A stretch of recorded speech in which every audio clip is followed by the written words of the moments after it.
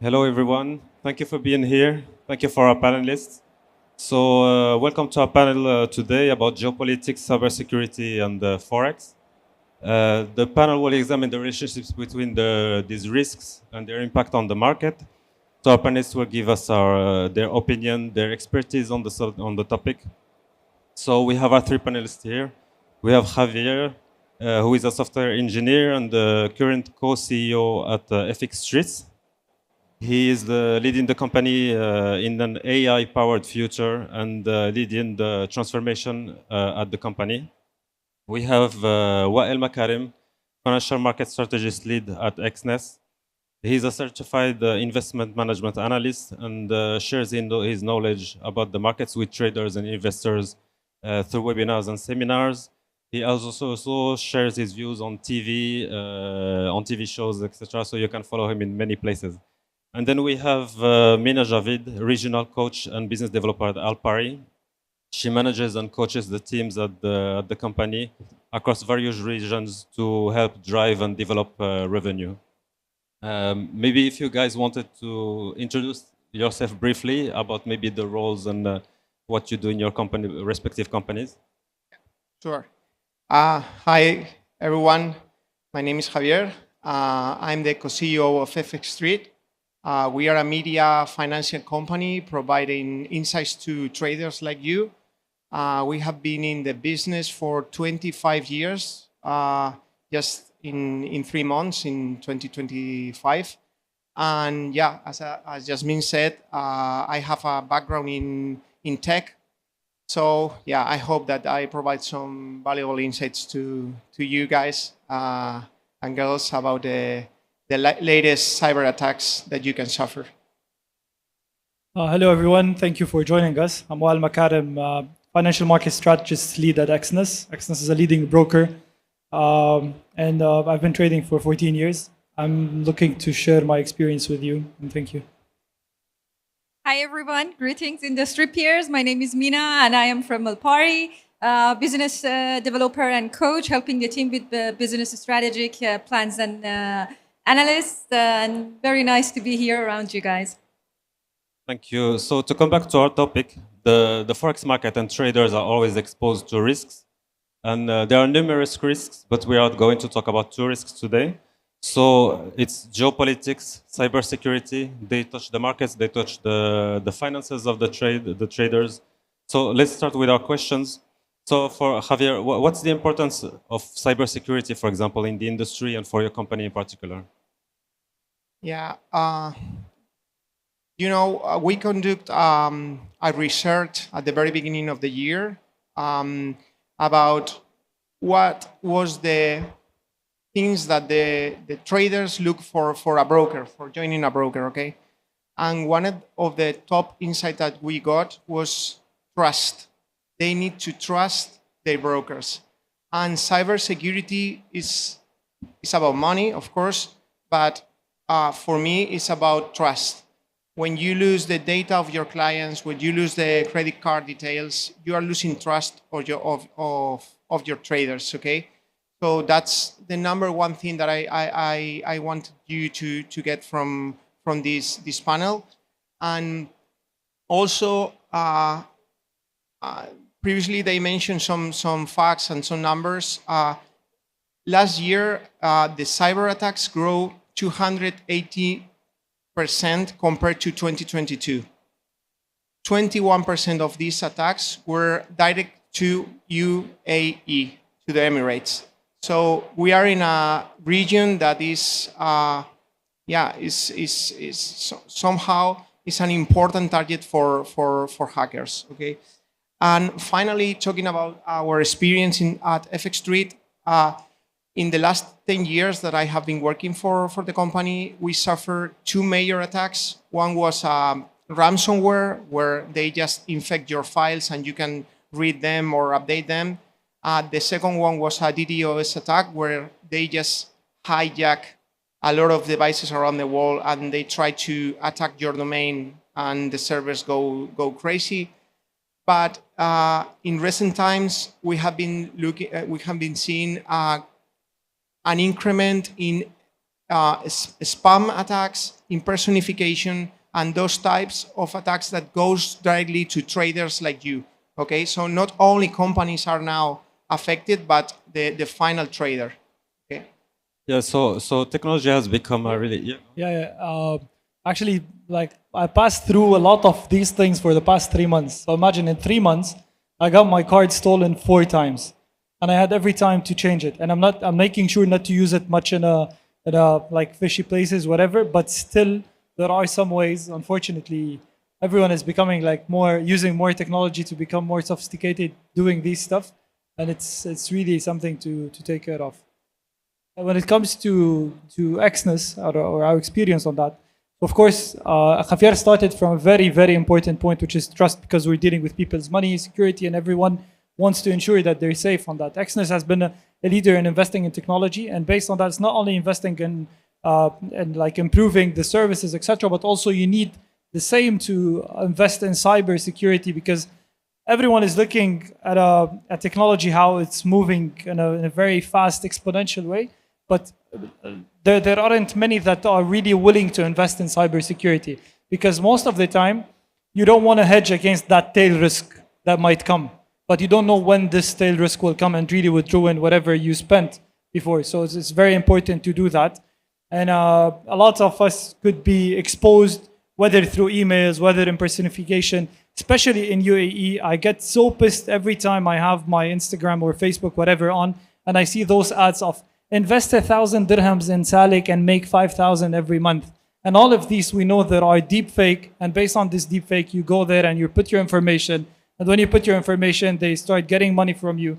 And then us as Exness or employees, we get calls from clients. We put money with you, but we can't withdraw it. And then we say, can you send us more details? And apparently someone cloned a website, or they acted as if they are someone from Exness, and they ask people to deposit money or transfer them money. So unfortunately, we're having a lot of these across the MENA and Imprecise in Dubai. And we're always keen to let people use safer means, be always sure that they're not sharing their information with someone, or they're not pressing on links that they could allow others to get access to some important information. Mina, maybe you want to Yeah, of share? course, as a business, in order to keep the client's trust and business continuity, Alpari, as a leading brand, we have always informed our clients about different trends that are in the market, and we have educated them. I think by educating your clients and creating awareness for them, you can always protect them from any risk that are available. So it's good that you mentioned education. Is something I wanted to go to later. How do you think is it? So maybe we'll talk to it afterwards. But for example, we talked about the examples of the threats that the companies face in terms of cybersecurity, but the traders also, they face this. You talked about phishing and the website cloning. What are the other threats that the traders face, and what can they do, and what advice could you give them to be aware of this? You mean regarding cybersecurities? They can be scam emails regarding deposits and withdrawals, so they can always contact their relationship managers. I mean, trusted brokers always provide one-to-one, communication with their clients, and they provide multi-channels of communication, so you can always have somebody to contact you and ask about more direct information. Yeah. Using mainly safe connection channels, so they're not, like, for example, exposed to any attacks. They could, for example, release or show their passwords, whatever, because like whenever you have access on these, you can do a lot of things. We're actually improving that and adding additional layers of security in order, for example, especially when it comes to deposit and withdrawals, it's very important, especially withdrawing, and when it comes to accounts. So we're trying always to push the clients to add additional layer of security in order to be safe. Yeah, well, Wael was talking about his personal experience. I had this experience 2 weeks ago, and it's a latest trend on these attacks, which the name is smishing, where you get an SMS on your phone, and it's apparently from your bank account, from your bank. So you read the message, and it's straight from your bank number. And it says, okay, update your details, or you got a receipt of 200 euros or whatever. You click on the URL, and you put your personal details, and you are done. Okay, so my recommendation here is that always double check the source. Okay, when Mina said about the scamming and this impersonification, we have seen a lot of Telegram groups that apparently are from Alpari or FX Street or whatever other company, and they are not. So always double check the original source, the domain. Okay, that's one of the things that is important. Speaking about personal experience, I have last year I activated my TikTok account to try to just improve a little bit financial literacy, and at the time now I have like people contacting me from anywhere. Are you reaching us on TikTok asking us for money in order to give us signals or managing accounts? And apparently, every now and then I have impersonification, plenty of accounts. They have all my videos. I even created a video saying, guys, I'm not gonna ask you for money anytime. I'm not gonna do any of these things. So please, it's not me. And then also they posted this video on the new profiles. And when it comes to like verification, like I'm verified, for example, on Instagram, on Twitter, but on TikTok, sometimes it's annoying. And even people, they don't take it to the next step to even think about that because they come with very fancy offers that you can make thousands of dollars every day, blah, blah, all that. And some people would say, hey, why I don't try that? And unfortunately, we're facing a lot of these, especially with deepfakes. And I hope at the time we can minimize the downside risks that everyone would fall into these traps. So we mentioned education multiple times. It's becoming more important that now that we, as Javier said, the attacks increase the number and the frequency. Is it a regular part of the things you do to educate your traders, for example, about trading, risk management, etc.? Is cybersecurity included in this type of education? Well, actually, we provide webinars and we provide educational videos for our clients. And as I mentioned, we have personal account managers with their mother language that provides one-to-one services to them, and they're always at hand and available, so you can talk to them about any types of scams or withdrawals, deposit, SMSs, emails, anything that you receive. And everything that is too good to be true, you should always be suspicious, I believe. I mean, as a trader, when you are in a financial market, you have to be able to analyze every set of detail. And now we have been seeing a surge in the use of AI and the adoption of AI. Does AI provide a threat to traders, or does it enhance or reduce the threats that are posed by cybersecurity? Yeah, for me, there are three things that we need to take into account when we're talking about AI and cybersecurity. The first thing is misinformation. Again, another example of what happened in our company a year ago. One competitor of us started to copy our content and just tweak it with AI. Okay, so probably you are asking, okay, what's the cybersecurity threat there? Okay, imagine that for any reason we make a mistake in an article. Not only the traders that come to FX Street will be affected. All the traders from this company that they copy our content will be affected. So misinformation is critical here in the era of AI. The second one is deepfakes as well, just mentioned a couple of times. In my opinion, in a couple of years, it will be very difficult to distinguish between an AI voice and a real voice. And yeah, we are talking about videos. We saw a lot of YouTube videos with Tom Cruise doing just crazy stuff. This is going to be better and better in terms of technology. I believe the only barrier of what you're saying that would take time is that people nowadays, they're not like keen to pay subscription in order to do this. But if they are willing to do that, or the prices are lower, or they have free stuff, it's gonna be more and more available, unfortunately. Yeah, sure. And the last thing is that the technology, people are getting easier to reach this technology, these scripts to make attacks, and for that we need to take into account that any people around the world can just make a script right now with ChatGPT and just run this script, and this is another kind of attack. Okay, so the democratization of the technical knowledge is the other threat. So the fact that cyber attacks increase, do you see it changing the behavior of traders, for example, when compared to before? We don't see this like very direct, because like usually cyber attacks, when it comes to that, like those who are doing the cyber attack, what they care about more is how fast they can get the money out. And mostly, so it's related to whether there are some withdrawal channels, whatever. So, but when it comes to traders' attitude, we don't see that. Like, because as a trader nowadays, how would that affect me? Unless it's the case that Javier is talking about, that it changes type of information that's very delicate to your decision making. So this is something. But when it comes to the broader picture, we don't see that, other than if it's something about your investments on cyber attacks or no. On cybersecurity, my bad. Well, and cybersecurity is, I think traders have become more cautious and knowledgeable, in terms of all the threats that are available. And I think by creating the right amount of information and awareness and, actually informing them beforehand about any type of threats is very helpful. But I've seen in our company that traders are very informed, and they're actually very comfortable with us because we have provided the right amount of information and they can trust us. Okay, so we talked extensively about cybersecurity. We will move now to the second risk that we mentioned. It's geopolitics. It's something that's important, and it impacts. I believe that would be very interesting for everyone Yes. nowadays. Yeah, of course, yeah. It's something that's really prominent these few years, and it has impacted the markets a lot.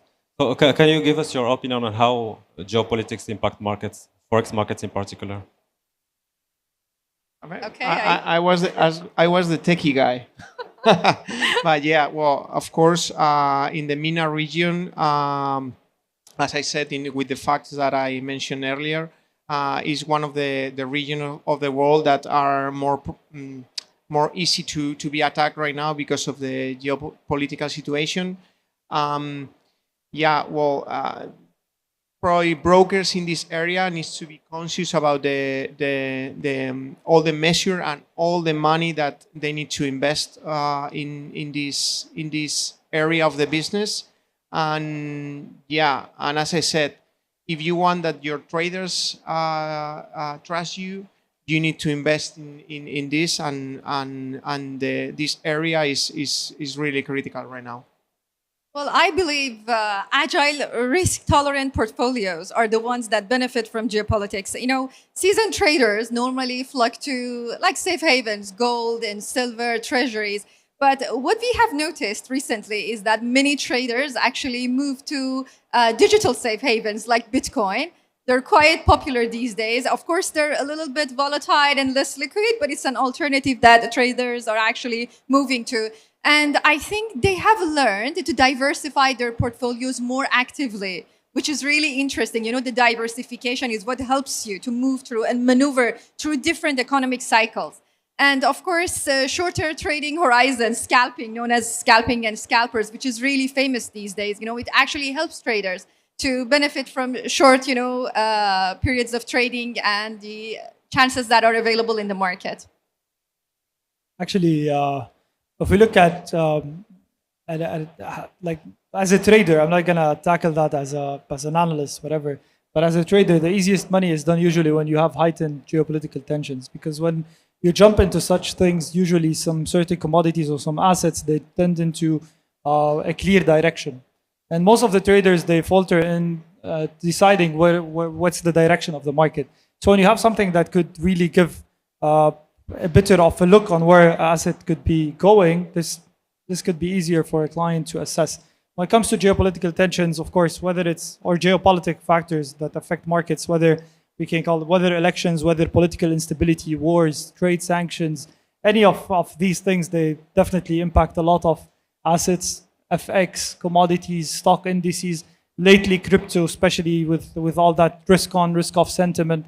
So of course they tend to fluctuate faster, and by fluctuations we mean volatility, and by higher volatility, this could be good for some types of traders and could be bad for some other types.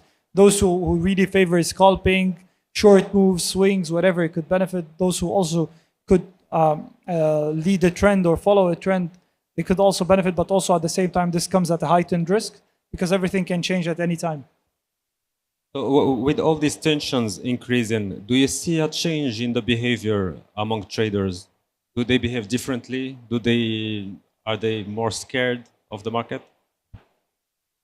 I don't think so. I mean, with all the communities that are available at the moment in education and platforms that have, informed clients, they have learned how to leverage the fundamentals to their benefit and take advantage of the market. I think, on equity markets, the geopolitical, they don't have lasting impacts, but when we're talking about commodities market or Forex market, they're actually quite volatile during geopolitics, and you can actually benefit from the market with gold, silver, oil. These are all the trading instruments that provide the best, opportunities for traders. I don't think they're that much scared of risk these days. With correct form of, risk management, you can actually benefit from the market. She highlighted something that, so I can't stay away without commenting on it, which is communities and those who really show up to people that, when you're a trader and you're stuck in a trade, you just want someone to save you. So you start going online searching for anyone who could tell you what could happen in the markets. And plenty of those who run communities nowadays, they don't care about you. They just care how much money they're banking in or how many accounts they're opening with brokers.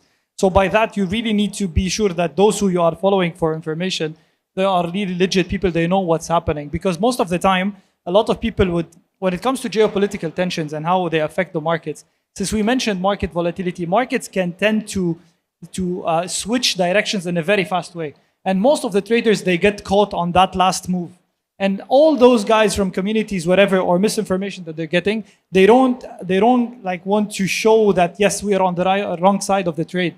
And what happens to retail traders, they got caught with all that negative trade all the time. And those community guys, it's going to turn around. So one of the things, yes, cybersecurity is a threat for all that, but also misinformation on communities is something that really everyone should take care of. When it comes to traders' attitude, frankly speaking, from retail perspective, most of retail traders, what they care about is volatility. So as long as it's tensions, it's financial information, economic indicators, whatever, they want something that's really moving.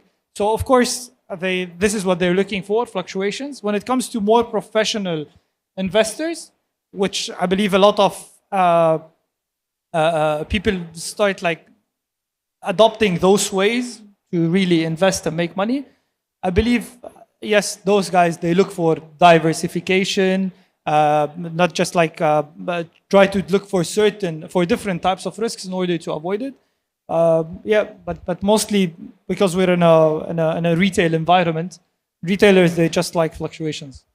Well, I would like to make a comment on Wal's point. To be honest, I agree with you, but there is no holy grail for these, trading during times of volatility. But they say, think like a scientist, wait like a hunter, and execute like an assassin. In these times, this is how you should, consider the market. So in terms of volumes, of trade volumes, liquidity, how does these geopolitical events affect the market? No, ladies first, go ahead. Well, I believe there is huge volatility in the market, and depend on the type of events and geopolitical.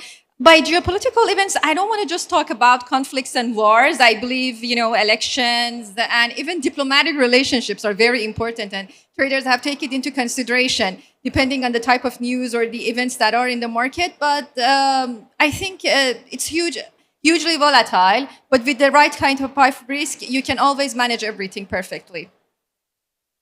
Of course, such factors, they would affect markets. Like we opened today on a gap on gold and oil, and this was after a tense weekend.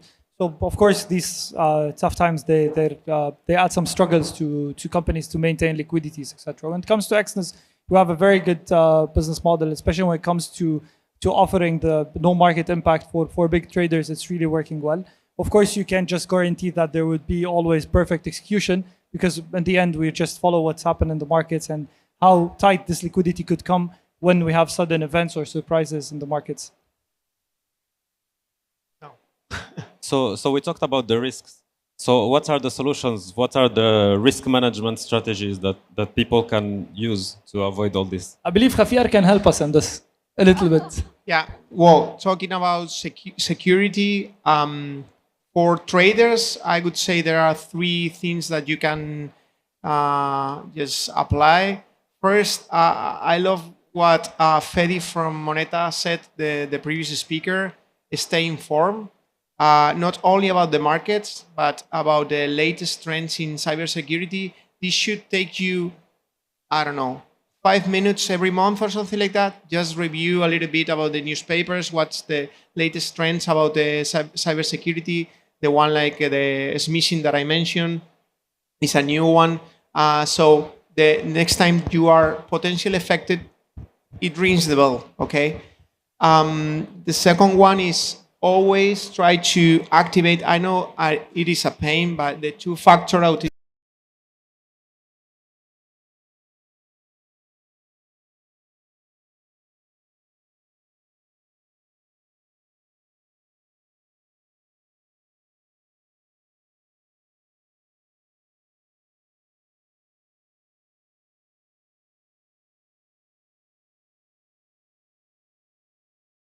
You can create a really complicated password and you don't need to remember them. So these are the three things for traders, and for brokers it's more or less the same. You have to train your employees, you have to do audits regularly. Education of your all levels in your company is crucial, and the other way that it can be good for staying safe in cybersecurity matters is implementing blockchain technologies in certain areas of the business. For example, trading transactions, which can be potentially a risky point. As I said, brokers, I would say education again, training, and blockchain technologies. Yeah, I believe understanding the fundamentals, getting the right insight from analysts. I mean, best brokers always provide analysts ideas and insight, fast execution, understanding risk and reward management and everything. These are the things that can help maneuvering over the complexities of these things that are available in the market. For me, I believe it's two main big headlines that unfortunately a lot of retail traders they lack: getting your financial profile and your risk profile. Financial profile, how much money you can afford to lose in order to go on that, and risk, how much risk also you can, because like we know most of the traders, they're amateurs, and when they got caught with any of these moves that have come fast in the market, especially when it comes to commodities and this severe moves that we see sometimes, it's very hard for them to really cope with such a risk. So they have to know at first, if they're not up to this risk, they shouldn't be joining the market. This is first. Second one, of course, like there are a lot of tools on platforms nowadays to mitigate your risk. Among them, stop losses, take profits, whatever. And this could be plenty, whether static or even fixed. And also, you have to stay informed, because as Khafiar mentioned at the beginning, it's all about information. So this information can really matter a lot on you, because it's about your positioning. If you lack few seconds on that headline, sometimes you're gonna get caught on the other side of the trade, or you're just gonna lose what could have been a good positioning for yourself. So a lot of things that traders could do. These are just few of them. So the following question was about factors that traders should follow during this kind of difficult market conditions. You mentioned the news, you mentioned getting always following what's happening. What are other factors that you can maybe mention? You manage factors, or it's like strategy. Like a lot of people will tell their traders, okay, if you see heightened geopolitical risks, whatever, just stay out. But you have a lot of people that would love that. And it depends on the way that they're looking at the markets. Some people would say, I don't gonna look at any fundamental source, at anything of this information. What I'm gonna look at is just this chart. If it's gonna cross above that, I'm gonna do this trade. Below that, I'm gonna do this trade. If this oscillator gonna reach a certain level, I'm just gonna jump into that trade. So definitely there is no one answer. It all depends on how the trader is. And a lot of people would find it interesting. Like a lot of algo traders would love what's happening, especially, for example, the performance that we had on gold this year. It created a lot of opportunities for those who are really systematic, who know how to really tackle such moves in the market. So what I believe is that every second the market is open is an opportunity, because of all the sophistication that we have in financial products and accessibility to financial markets. but there isn't something that's one rule fits all when it comes to that. 'Cause what's good for some is bad for others and the other way around. Well, I believe it's a question of characteristic. If you are a risk taker, you can easily benefit the market with the right tools, as Wael mentioned. You can put stop losses, you can cover the risk, you can have fast execution in the market, you have to diversify your portfolio. And I think you can, it's a question of characteristic and understanding the market sentiment, which is really important for traders. But you don't necessarily have to stay away from the market, actually. If you have the right type of information and you are informed and you make a good decision, you can actually take benefit from the market. As he mentioned, there are opportunities in the market in milliseconds. Yes, so we covered a bit, sorry? So we covered a bit of the risks, a bit of the solutions. There's a trend with technology that's we've been seeing with AI. So what role could technology play in alleviating these risks, be it for traders or for companies, brokers, etc.? I believe, for example, in Alpari, we are a huge fan of technology advancements, and we have always moved with the flow. Recently, we've been providing a new service for our clients that is integrated with AI that provides market ideas and sentiments for clients that they can use. But it's actually a combination of AI and analyst insight as well. So you can always use the best part of technology to your benefit. Or for example, in terms of providing the right type of information or the facilities, how it makes it easy to have access to all types of information. I think it's a good thing that you can use. Yeah, I totally agree with Mina, and we have seen how this new era of AI, like ChatGPT or Perplexity or any other tool, is giving certain professions a lot of advantages. With the financial, we are getting there, but it's a difficult industry, so we will see more advanced scenarios in the coming years or in the coming months. For us, for example, one thing that we did at our company was to provide the speed tracker, which basically is when a Fed speaker gives something about the interest rates, we just take this statement and we translate that into a number. So 0 is dovish, 10 is hawkish. And the trader can just benefit from AI to get into the market quicker, okay? So yeah, for me, AI is going to be very, very beneficial for the financial service in the coming years. But it's true that it's more difficult that the media industry that, for example, FX Street is part of it too. No, nowadays, like AI is the big word. Like if someone wants to sell you something, they would just add AI to it, and then you feel, oh wow, I have to be part of it. So when you just look at that, it's really frustrating for traders. We spoke about threat nowadays. Another thing that pisses me off, other than those deepfake videos, is those AI promotions that some people will come and tell you, I have this software that it's backed by AI and it can make you millions if you just deposit $100, blah, blah, blah. So this is most thing that the traders have to stay away of these guys. I've spent a lot of time trying to practice a lot of things in algo trading for more than 8 years now.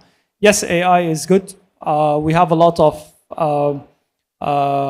applications that they have good engines nowadays. It makes your life way easier. I used to spend a few days to ask someone to help me code or pay someone to code me some sort of algo, whatever. Now with AI, I can do it easier. And also, it's not pure AI, but it's also some certain libraries that would mix and match stuff easier. Yes, it could help a lot traders to try to grasp what's in the market, especially what Javier has said. So for example, instead of waiting for what the Fed is saying, Fed official is saying, blah, blah, blah, you're seeing it in numbers. So it's helping to loosen that time for you to adopt that information.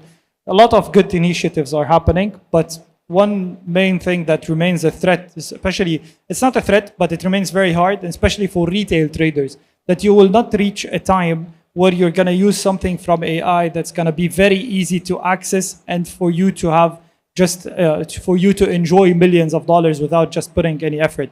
If it's going to be accessible to you, it's going to be accessible to everyone. And we can't reach singularity in markets because this is not Yeah, this is one of the things of the AI that has been converted into a commodity very, very quickly. So you need to take care, be aware of that. Probably what you are using is being used by millions of users at the same time. So it's nothing special at the end of the day. And for us, we have had internal discussion in our company about how to use AI and how to label it, because let's be honest, right now every company is labeling AI power or whatever. For us, keep the human in the loop is totally is necessary. Okay, so as well said, it's not for the sake of AI. AI can be very, very beneficial for productivity things, but you need the human touch at the top of it. Analyst insight are very important, as I mentioned. Yes, but there is a human limitation that AI can overcome that. For example, when we're talking about robot traders, these are really good. You can't always stay up, and market is 24/7. So why not use it when you can take advantage of the market? There are a few things that we can take it to our advantage, and I think robot trading and AI, a combination of it with analyst insights and human insight is really powerful. But what you're mentioning about that, unfortunately, there's a lot of misinformation for a lot of traders that they think especially nowadays, because it's easy to to market some stuff by using AI. So a lot of people would think that algo trading just needs to be caught with AI, whatever. If you want to include the analyst insight, you can just have any ABC that works with a trending market and any ABC that works with a reverting market or with a sideways market, and then you just drip it on.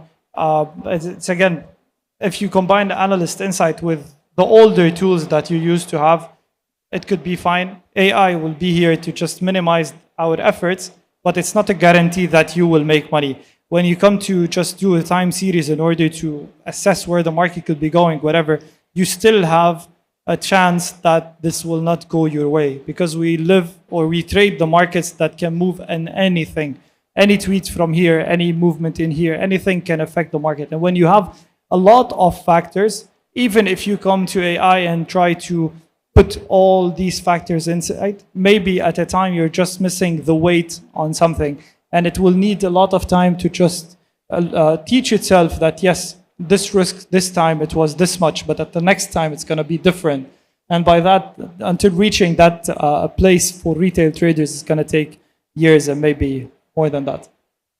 Thank you very much for your insights. I hope all these ideas will help our audience trade better, understand the risk better, and take the best solutions. Thank you very much. Thank you. Thank you. Thank you.